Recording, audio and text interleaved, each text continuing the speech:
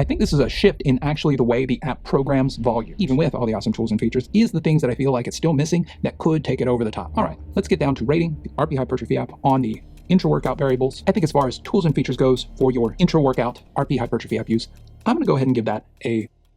Today is another RP Hypertrophy app review. We will be looking at features, functionality, progressions, and wishes or things that I want in the future. My first video was a review of the overall features and functionality. You should check that out if you haven't. The second video was over the mesocycle construction, so sort of how you construct your microcycles and mesocycles throughout the week. And this video is going to be on intra-workout variables, so we're going to get a bit more fine-grained. And then in a few weeks, I'll take you through one of my workouts using the RP Hypertrophy app and how I handle progressions and regressions within a given workout. Okay, so first thing we're going to do is we're going to jump into a new mesocycle, and I have a saved template. So you will notice for this that it is only 2 days. The reason it's only 2 days is I wanted to give you all an idea of how the app progresses you throughout the week, and the quickest way to do that is to only do it over the course of 2 days. Additionally, those 2 days, we're only going to be looking at one body part, and that body part is going to be shoulders, side delt emphasis, and we're going to be training that with 2 exercises on each day. The reason for that being, if you have anything less than 2 exercises per body part, you're going to be looking at jamming all of your volume into a single exercise, which is probably not optimal in the scheme of things. So looking down here, we're going to be doing shoulders, barbell upright rows, dumbbell lateral raises, and then day 2, dumbbell lateral raises and dumbbell press high incline. So this isn't your standard RP training program. It's just a way for me to show you the variables and show you what the app does in terms of progressions depending on what you rate. As you can see here, we can name our mesocycle and then choose between 4, 5, and 6 weeks. I generally pick 5 weeks because then you go through your standard RIR progression. You start with 3 reps in reserve, work your way all the way down to 0 reps in reserve, and then you have a deload week on the end. And then I just pick pounds over kilos. All right, so week 1, day 1, Monday. So let's just take you through top to bottom some of the features. So here's your calendar function. So this is a nice view of your entire training week. Week 1, 2, 3, 4, and deload, training weeks, microcycles. Monday, Tuesday, and if you had more workout days, they would be listed below, and you can jump around in your first week. But as you see, if you jump to week 2, it really is going to wait to program anything because it relies on your past workout performance, joint pain, pump, etc. All right, so jumping back to day 1, still in the top right-hand corner with your 3 dots, you have various things that you can do. You can rename your mesocycle, you can end it, you can view notes, and you can create individual notes for this individual mesocycle. Any number of things that you want to note about the mesocycle. Perhaps you want to note that you are in a mini cut and you will be ignoring progressions and you need to set things from primary to secondary just because you know what your maintenance volume is. And so you want to just keep body parts at that. Perhaps that's your note. Who knows? Anything you want to put, and that'll save there. And as you're looking through here, you can also view and edit set progressions in here, much like my other review. During mesocycle construction, you can set things from primary to secondary. And this just means things are on the front burner or on the back burner. So volumes will generally go up a lot quicker for things that are primary. Things that are secondary, those things will either get limited to no volume increases, really just depends. And then you can save that. And then you can go to your mesocycle summary. This is really neat, especially once you've completed some of the exercises. So we'll go through more of that whenever we've completed some of these weeks. New workout notes, so you can have notes for individual workouts. And then you can rename your workout and you can add exercises, which is really cool. So again, you have this cool filter function, which allows you to filter through body parts. Then you can have the RP generated exercises or your own custom exercises. And then you can also sort by exercise type. All of this really nice feature to get you to the exercises that you want. From there, you can also end your workout. But let's move right in. So here are the 2 exercises that I've selected, the barbell upright row and the dumbbell lateral raises. Let's go ahead and check out some of these. So again, you can take a look at each of these exercises with an awesome video by the guys over at RP. You have Mr. Jared Feather with his barbell upright rows. Point your elbows up towards the sky and only go up as high as you can that feels safe for your shoulders. And Dr. Mike's dulcet tones, fantastic. And you have that for all the exercises that they have in their library. If you didn't check out any of my other review videos, I suggest you watch those before you watch this one. But I noted that you can add your own custom exercises and put in custom YouTube links for videos that you find helpful. So really cool feature there. Moving beyond YouTube video links, You can add a note to this individual exercise. You can move the exercise down. You can even replace the exercise. So sometimes I do this, like if upright rows are hurting my elbows for some reason, I might swap it out with a different exercise. And it's really simple, just replace. And then you can just select a different one, cable cross body lateral raise, change it to something like that, or you can replace it again, and I can go right back to barbell upright rows. So that's really convenient. And then you can end your exercise, add sets, or you can even delete the exercise if you want to. Let's fast forward a bit. I'm gonna plug in some weights and reps, just so we can get an idea of what progressions will look like. Something to note, there is an autofill feature. As you can see, after I change that, it does let you know that there is an auto match feature that you can turn off and on at your discretion. This is a personal choice. Some people like to use sort of ascending weight or descending weight, depending on how you train, but personal preference, I like to keep mine the same. As you can see here, it also reminds you that you are at 3 reps in reserve for this particular workout in this particular week. Let's take a look at some of the variables that you can manipulate in each individual set. As you can see here, we have straight sets listed out, and then I have sort of my projected reps, 15, 14, 12, 20, 20, 20. These are just numbers I've plugged in, nothing of real use right now, especially in the current week. But if you go into an individual set of an exercise, you can see that you can do multiple things. You can add a set below, you can even delete a set, and you can switch from regular sets to MyoRep sets to MyoRep match sets.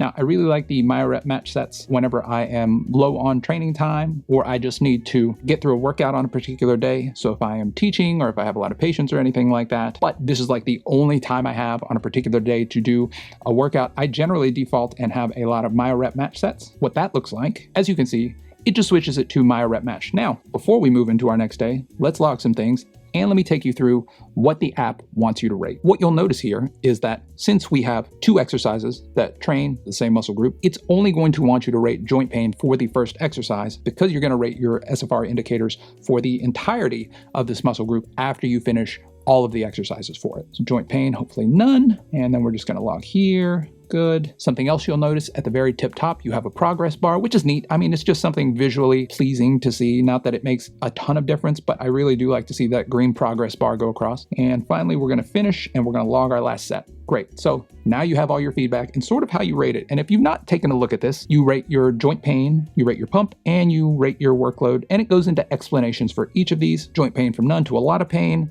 low pump to amazing pump, and then your shoulders workload, easy to too much. Now, the thing I want to show you today is how the app sort of progresses you when things are a little too easy. So I just want to give you an idea of how volumes sort of jump up. So we're going to rate everything as pretty easy with no pain. You can also view your mesocycle stats, but we'll do that here in a little bit once we've accumulated a bit more knowledge. All right, now we're into day 2 or Thursday of this program. Again, we're still hitting shoulders. So the app is going to take into account the volumes on this workout and the volumes in the previous workout, and it's going to inform our workout volumes for the next week and sort of the volume increases. As you can see here, I've had a previous note that I pinned, and so it's saved, and I love LAMP. I do in fact love LAMP, but that is an aside.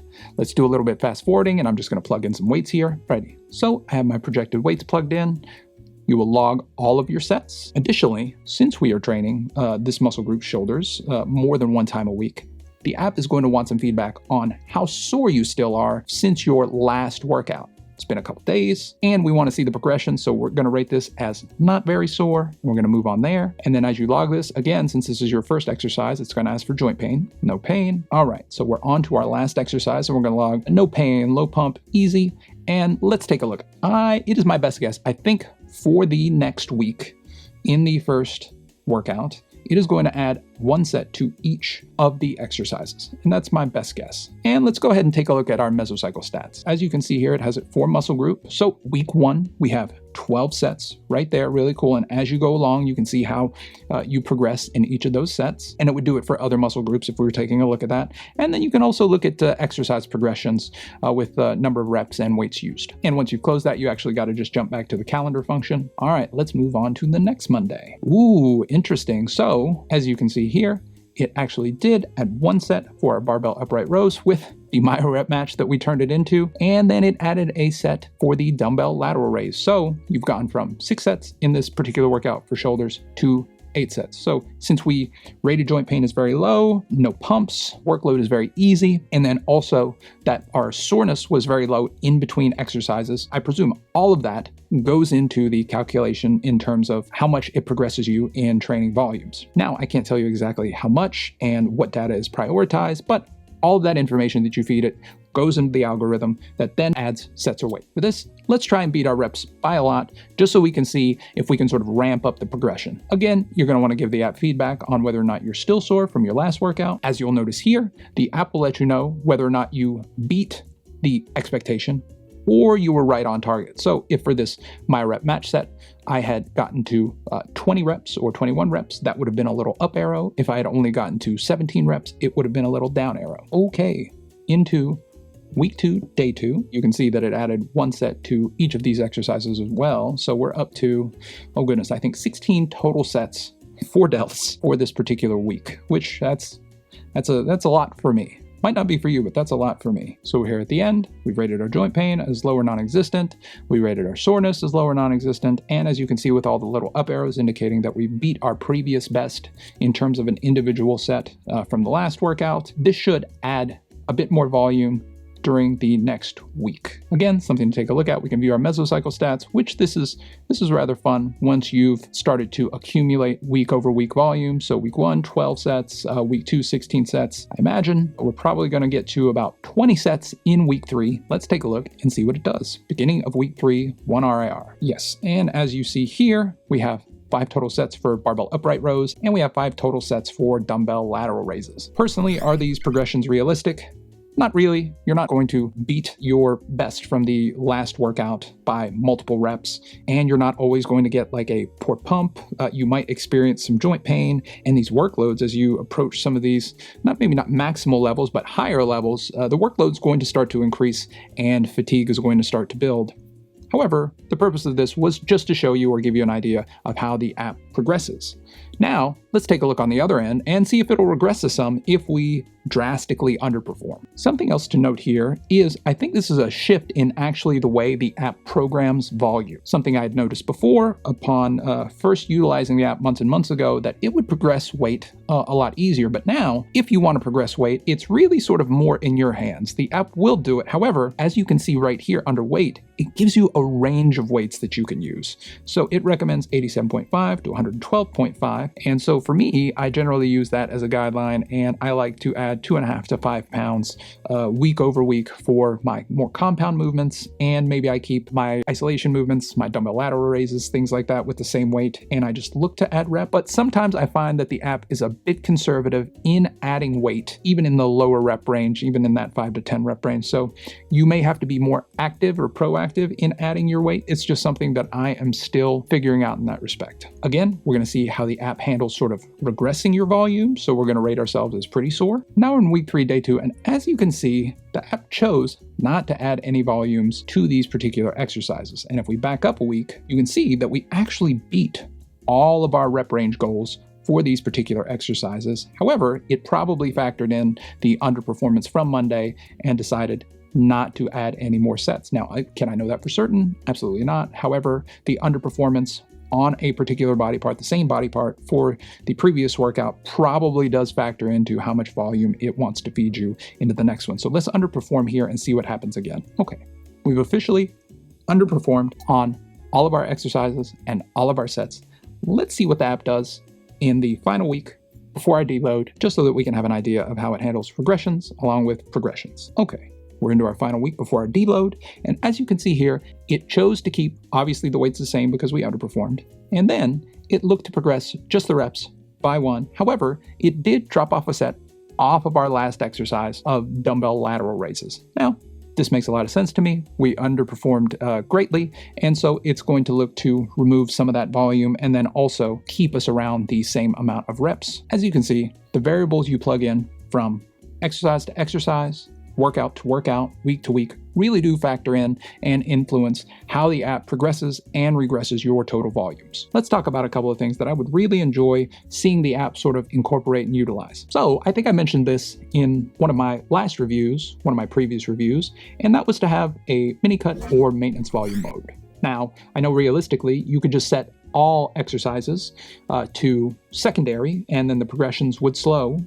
However, I think that still means that they are slowly progressing. And if you know your maintenance volumes for a particular body part, having that sort of set it and forget it while you're doing a mini cut or while you're in maintenance mode would be very helpful. Additionally, something else I'd like to see is the ability to look back at past exercises and see the progressions in sets and the progressions in weights and rep ranges that I use for that particular exercise.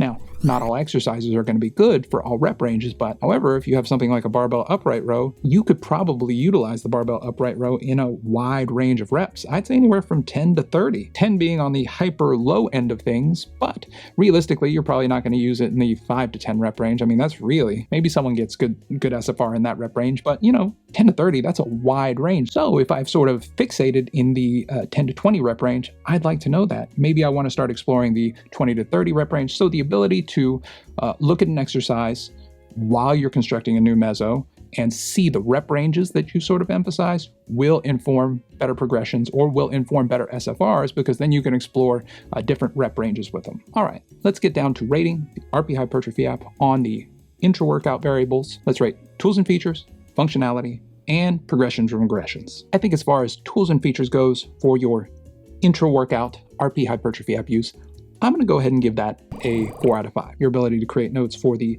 individual meso, for the workout, for exercises in general, your ability to move exercises up and down, your ability to change a set from a regular set to a MyoRep set or a MyoRep match set, your ability to watch videos on each exercise, and any number of things contributes to the tools and features being a really awesome part of this app. So I think the reason I give this a 4 out of 5, even with all the awesome tools and features, is the things that I feel like it's still missing that could take it over the top. I don't want to rate it as something perfect when there is still some room to be made, and I think that room is in sort of the long-term progression, taking a look at being able to look back on previous exercises and the rep ranges most utilized for that particular exercise. As I had mentioned before, something like a barbell upright row, if you're stuck in the 10 to 20, maybe exploring that 20 to 30 rep range. How would you know you've been stuck in the 10 to 20 rep range if you couldn't look back on it? So that would be an awesome feature that I would be looking forward to. And then again, additionally, looking at average amounts of volumes over the course of your training with the application would give you a bit more decision-making ability when it comes to sort of overriding the app and maybe adding volumes or subtracting volumes. Overall, with functionality, I'm going to give it like 4.5 out of 5. I think it's perfectly functional, and I'm going to go ahead and lump in sort of visuals here. It is still a visually appealing app. It's still minimalistic. The color scheme's still great. They added that sort of visual progress bar. They moved a few things around. They show you when you're on target for your reps. They show you when you beat your target reps. They've added all these little things that add to the sort of the visual appeal of it, without taking away from the ability to shift around exercise. So still very, very functional and nothing that is going to confuse you in any way. So if you're new to the app, you're going to be able to sort of maneuver through it really, really easily. So very, very functional, 4.5 out of 5. I imagine as long as they don't add on features that are unnecessary, then it will continue to function really, really well. As far as progressions and regressions go, who am I to speak to that? Certainly don't have my doctorate in exercise science. However, I do like how the app takes into account so many variables. Are you still sore from your previous workout? It takes into account joint pain, pumps, how good was the workload, and so it takes over sort of that auto-regulation piece for you. Someone had commented on a previous video that maybe this isn't actually auto-regulation. So, I mean, I suppose you could be right in sort of more of an AI regulation, but at the end of the day, you still have the ability to override the app. So you can add a set, you can remove a set, you can hit your goal reps, or you can choose not to hit your goal reps based on how you're feeling for an individual exercise in an individual workout. You still have the ability to change things up as you wish. So for me, I like the way the app progresses and regresses your sets and reps. The thing that I would comment on is I don't feel like, for me, that it progresses weight enough as it should at this point. Perhaps it's the rep ranges that I'm utilizing, but I generally tend to add week over week like 2.5 to 5 pounds for all my compound movements and progress my isolation movements with reps before looking to add weight, which I don't think is unusual. Perhaps that's something you might choose to do, is to add a little bit more weight than what the app would offer you. That's something that I've done. So my final rating for the intra-workout variables, much like my first rating, I'm going to give it 8.5 to 9 stars out of 10. The reason it doesn't get a perfect 10 is because there's still room and progress to be made. Much like ourselves, I think the app is always trending in the right direction. and it has made so much progress so far that to give it a 10 out of 10 right now would seem to be a bit unfair, as they have made progress since I first started using it. So if you're interested in hypertrophy, give the app a try. Check out my other videos on the overall review and the mesocycle construction. I hope this review helped, and check out my next video on the Boost Camp review. Hope to see you there. The video after that is going to be a heads up between Boost Camp and the RP Hypertrophy app and which one is better for you. A couple weeks are going to be very exciting. Thank you for being here. I'll catch you next time.